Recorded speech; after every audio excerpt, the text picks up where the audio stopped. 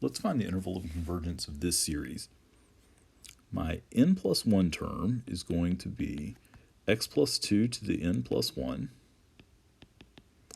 over square root of n plus 1.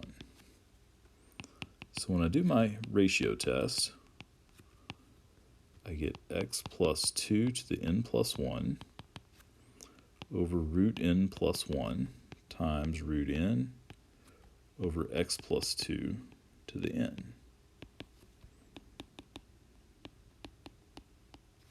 So rearrange that into x plus 2 to the n times x plus 2.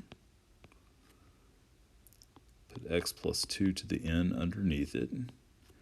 Then multiply that by root n over root n plus 1.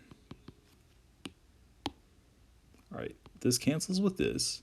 And over here, this whole piece, as n goes to infinity, this goes to 1. So what I'm left with for my answer here is just x plus 2. So what I have to do there is take that x plus 2, set its absolute value less than 1.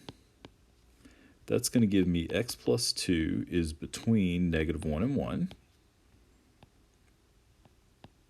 And if I add this 2 onto all three sides, or actually subtract the 2 off of all three sides, I get negative 3 is less than x is less than negative 1.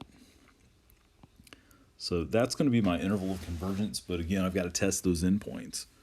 So let's take this negative 3 and plug it in for x.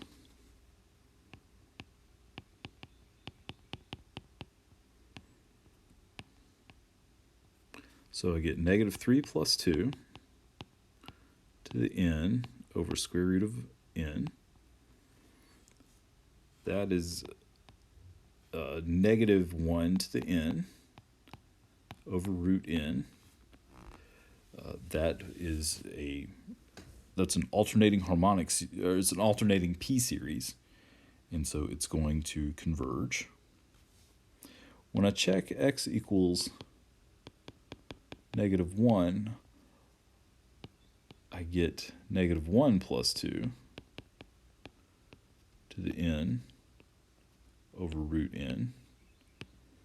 Negative 1 plus 2, of course, gives me 1 to the n, or just 1 over root n. That is a p series, and p is less than 1. So therefore, this series diverges. So my interval of convergence, the endpoints are negative 3 to negative 1.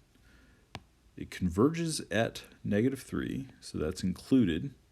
It diverges when x is negative 1, so this one is not included.